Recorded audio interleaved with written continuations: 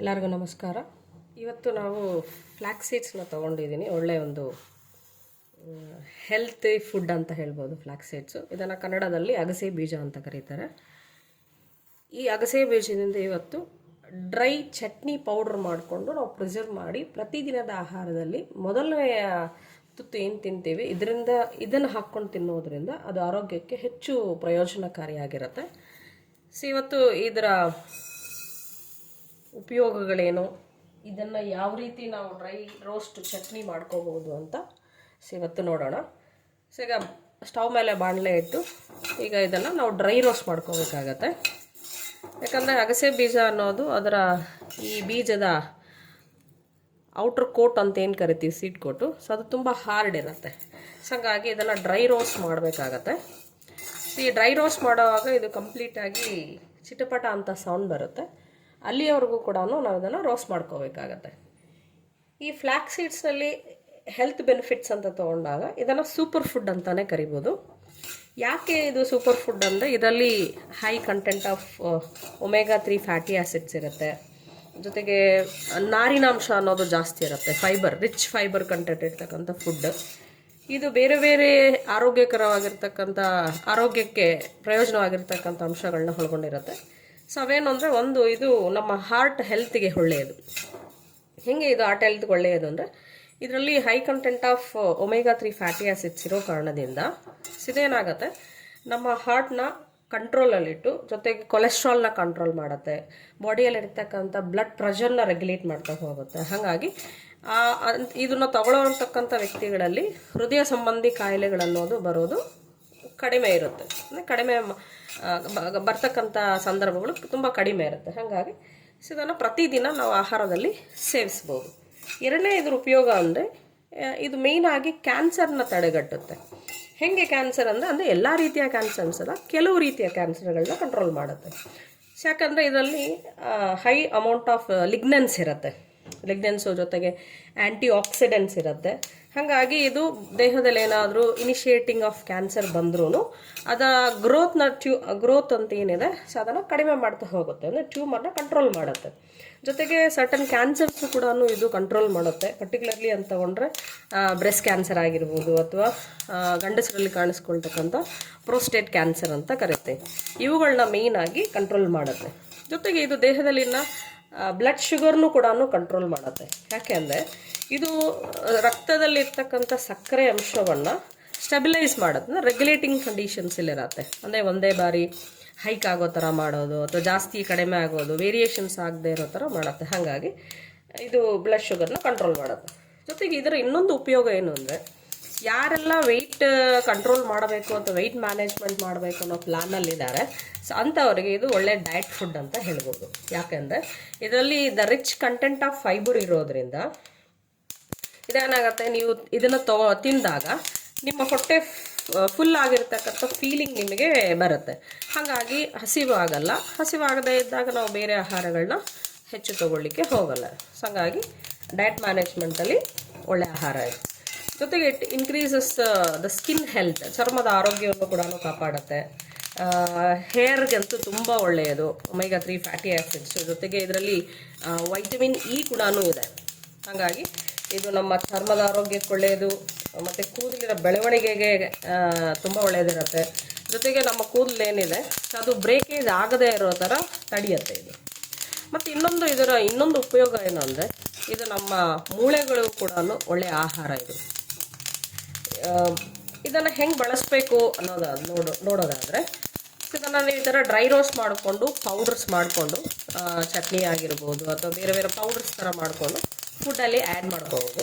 ಅಥವಾ ಇಲ್ಲ ಅನ್ನೋದಾದರೆ ಈ ಥರ ಡ್ರೈ ರೋಸ್ಟ್ ಮಾಡಿರ್ತಕ್ಕಂಥ ಈ ಫ್ಲ್ಯಾಕ್ಸ್ ಸೀಡ್ಸ್ನ ಸ್ಮೂತೀಸು, ಯೋಗಟ್ಸು ಅಥವಾ ನಾವೇನು ಬೇಕ್ಡ್ ಫುಡ್ಸ್ ಅಂತ ನೋಡ್ತೀವಲ್ಲ ಅದರಲ್ಲಿ ಆ್ಯಡ್ ಮಾಡ್ಕೋಬೋದು. ಸಲಾಡ್ಸಲ್ಲಿ ಆ್ಯಡ್ ಮಾಡ್ಬೋದು. ಸೂಪ್ಸು, ಪ್ರೋಟೀನ್ ಶೇಕ್ಸ್ ಜೊತೆಗೆ ಈ ರೀತಿಯ ಚಟ್ನಿ ಪೌಡರ್ಗಳಾಗೂ ಕೂಡ ತಿನ್ಬೋದು. ಸೊ ಹಾಗಾದರೆ ಇದನ್ನು ಎಷ್ಟು ತಿನ್ನಬೇಕು ಪ್ರತಿದಿನ ಅಂತ ನೋಡಿದ್ರೆ ಯಾವುದೇ ಆಹಾರ ಅಷ್ಟೇ ಮಿತಬಳಕೆ ಅನ್ನೋದು ಇರಬೇಕಾಗತ್ತೆ. ಯಾಕಂದರೆ ನಾವು ಒಂದು ಗಾದೆ ಇದೆ, ಆಹಾರಂ ಅಮೃತಂ ವಿಷಂ. ಹಾಗೆ ಅತಿಯಾದ ಆಹಾರ ದೇಹಕ್ಕೆ ವಿಷವಾದರೆ ಮಿತಿಯಾದ ಆಹಾರ ದೇಹಕ್ಕೆ ಅಮೃತವಾಗಿ ಕೆಲಸ ಮಾಡುತ್ತೆ. ಹಾಗೆ ಇದು ತಗೊಂಡ್ರೆ ಒಂದು ದಿನಕ್ಕೆ ಅಂತ ನೋಡಿದ್ರೆ ಒಬ್ಬ ವ್ಯಕ್ತಿ 1-2 ಟೇಬಲ್ ಸ್ಪೂನ್ ಅಷ್ಟು ತಗೋಬೋದು. ಇದು ಒಳ್ಳೆಯದು. ಅದು ಬಿಟ್ಟು ಒಳ್ಳೆಯದಾಗತ್ತೆ ಅಂತ ಹೇಳಿ ಹೆಚ್ಚು ಕನ್ಸಂಪ್ಷನ್ ಮಾಡ್ತಾ ಹೋದರೆ ಇದು ದೇಹಕ್ಕೆ ತುಂಬ ಹೀಟ್ ಆಗುತ್ತೆ. ಹಾಗಾದರೆ ಇದರ ಚಟ್ನಿ ಹೆಂಗೆ ಮಾಡೋದು ಅಂತ ನೋಡೋಣ ಬನ್ನಿ. ಹಾಗೆ ಇದು ಕಂಪ್ಲೀಟಾಗಿ ಡ್ರೈ ರೋಸ್ಟ್ ಆಗಿದೆ. ಈಗ ಈ ಡ್ರೈ ರೋಸ್ಟ್ ಆಗಿರ್ತಕ್ಕಂಥ ಫ್ಲಾಕ್ಸ್ ಸೀಡ್ಸ್ನ ಒಂದು ಪ್ಲೇಟಲ್ಲಿ ಹಾಕಿ ಕಂಪ್ಲೀಟಾಗಿ ತಣ್ಣಗಾಗಲಿಕ್ಕೆ ಬಿಡೋಣ. ಈಗ ಅದನ್ನು ಒಂದು ಕಡೆಗೆ ಇಟ್ಟಿದ್ದೀವಿ. ಸೊ ಈಗ ಇದೇ ಬಾಣಲಿಯಲ್ಲೇ ನಾವು ಕಡಲೆ ಬೀಜನ ಹಾಕ್ಕೊಳ್ಳೋಣ. ಯಾಕಂದರೆ ಅದರ ಜೊತೆ ನಾವು ಮಿಕ್ಸ್ ಮಾಡುವಾಗ ಡ್ರೈ ಪೌಡ್ರ್ ಮಾಡುವಾಗ ಇದು ಕೂಡ ಇದ್ದರೆ ಟೇಸ್ಟ್ ಚೆನ್ನಾಗಿರುತ್ತೆ. ಕಡಲೆ ಬೀಜ ಹಾಕಿ ಇದನ್ನು ಸ್ವಲ್ಪ ರೋಸ್ಟ್ ಮಾಡ್ಕೋಬೇಕಾಗತ್ತೆ.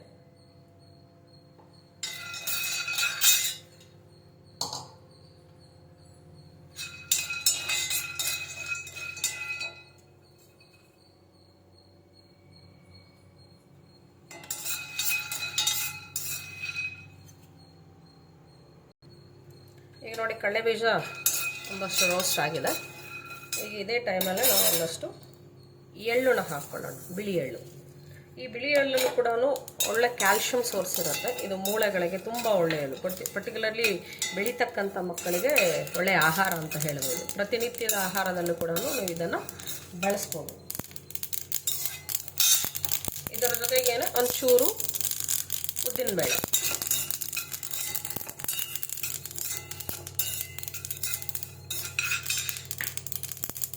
ಇದೇ ಟೈಮಲ್ಲಿ ನೀವು ಒಂದು ಸ್ಪೂನ್ ಜೀರಿಗೆ,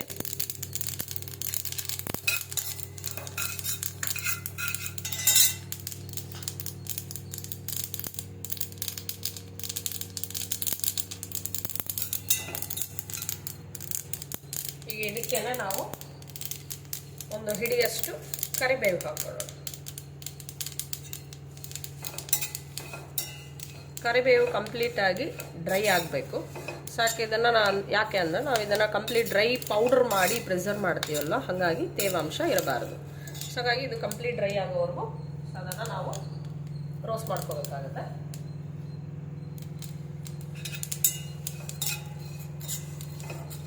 ಮತ್ತು ಇದೇ ಟೈಮಿಗೆ ನಮಗೆ ಖಾರಕ್ಕೆ ತಕ್ಕಂತೆ ಮೆಣಸಿನ್ಕಾಯಿನೂ ಕೂಡ ಆ್ಯಡ್ ಮಾಡ್ಕೋಬೇಕು.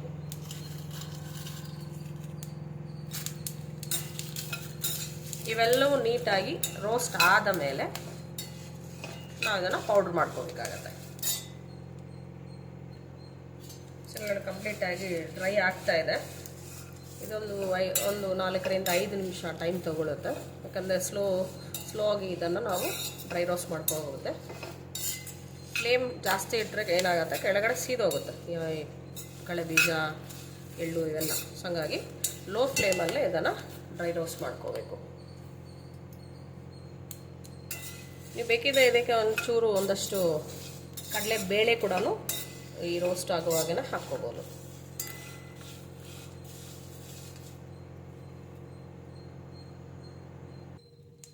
ನೋಡಿ, ಸೊ ಕರಿಬೇವೆಲ್ಲ ಈ ಥರ ಪುಡಿ ಆಗಬೇಕು. ಸೊ ಅಲ್ಲಿವರೆಗೂ ನಾವು ಅದನ್ನು ಡ್ರೈ ರೋಸ್ಟ್ ಮಾಡ್ಕೋಬೇಕು. ಸೊ ಇದಾದಮೇಲೆ ಲಾಸ್ಟಲ್ಲಿ ನಾವು ಇದಕ್ಕೆ ಒಂದಷ್ಟು ಬೆಳ್ಳುಳ್ಳಿ ಆ್ಯಡ್ ಮಾಡ್ತೀವಿ. ಇದನ್ನು ಇದೇ ಬಿಸಿಗೇನೆ ರೋಸ್ಟ್ ಆಗುತ್ತೆ. ಸೊ ಇದನ್ನು ಕಂಪ್ಲೀಟಾಗಿ ಸ್ಟವ್ ಆಫ್ ಮಾಡಿಬಿಟ್ಟು ಕಂಪ್ಲೀಟಾಗಿ ಇದನ್ನು ತಣ್ಣಗಾಗ್ಲಿಕ್ಕೆ ಬಿಡಬೇಕು. ತಣ್ಣಗಾದ ಮೇಲೆ ಇವೆಲ್ಲ ಏನಿದೆ ಸೊ ಅದನ್ನು ಮಿಕ್ಸಿ ಜಾರಿಗೆ ಹಾಕಿ ನಿಮಗೆ ಬೇಕಾದಷ್ಟು ಉಪ್ಪು ಆ್ಯಡ್ ಮಾಡಿಕೊಂಡು ಪೌಡ್ರನ್ನ ಮಾಡ್ಕೊಳ್ತಕ್ಕಂಥದ್ದು. ನೋಡಿ, ಈಗ ಫ್ಲ್ಯಾಕ್ಸ್ ಸೀಡ್ಸ್ ಎಲ್ಲ ಕಂಪ್ಲೀಟಾಗಿ ಡ್ರೈ ಆಗಿದೆ. ಈ ಡ್ರೈ ಆಗಿರ್ತಕ್ಕಂಥ ಫ್ಲ್ಯಾಕ್ಸ್ ಸೀಡ್ಸ್ನ ಒಂದು ಮಿಕ್ಸಿ ಜಾರಿಗೆ ಹಾಕಿದ್ದೀವಿ. ಈಗ ಇದರ ಜೊತೆಗೆ ನಾವೇನು ಡ್ರೈ ಮಾಡಿ ಇಟ್ಟಿದ್ದೀವಲ್ಲ ತಣ್ಣಗಾಗಲಿಕ್ಕೆ, ಮೆಣಸಿನ್ಕಾಯಿ, ಎಳ್ಳು ಎಲ್ಲ ಅವನು ಕೂಡ ಆ್ಯಡ್ ಮಾಡೋಣ. ಈಗ ತಣ್ಣಗಾಗಿರ್ತಕ್ಕಂಥ ಇವನು ಆ್ಯಡ್ ಮಾಡ್ಕೊಳ್ಳೋಣ ಇದರ ಜೊತೆಗೇ.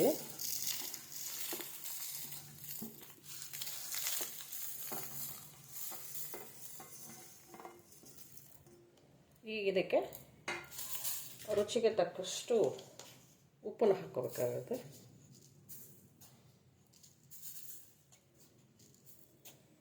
ಉಪ್ಪು ಹಾಕಿದ್ದಾದಮೇಲೆ ಇದನ್ನು ನೀಟಾಗಿ ಪೌಡ್ರ್ ಮಾಡ್ಕೋಬೇಕು. ಈಗ ನೋಡಿ, ನಾವು ಕಂಪ್ಲೀಟಾಗಿ ಪೌಡ್ರನ್ನ ಮಿಕ್ಸ್ ಮಾಡ್ಕೊಂಡಿದ್ದೀವಿ.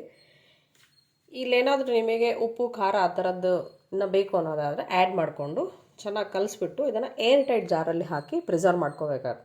ಈ ಥರ ಪ್ರಿಸರ್ವ್ ಮಾಡಿಕೊಂಡು ನೀವು ಊಟ ಏನು ಮಾಡ್ತೀರಾ ಅದರ ಆ ಊಟದ ಮೊದಲನೇ ತುತ್ತು 1 ಅಥವಾ 2 ಸ್ಪೂನಷ್ಟು ಪೌಡರ್ನ ಹಾಕಿ ತಿನ್ನೋದರಿಂದ ಇದು ದೇಹಕ್ಕೆ ತುಂಬ ಉಪಯೋಗ ಮಾಡುತ್ತೆ.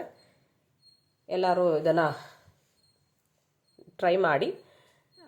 ನಿಮ್ಮ ಕಾಮೆಂಟ್ಸ ಹೆಂಗೆ ಬಂದಿದೆ ಅಂತ ಕಾಮೆಂಟ್ಸಲ್ಲಿ ತಿಳಿಸಿ. Thank you.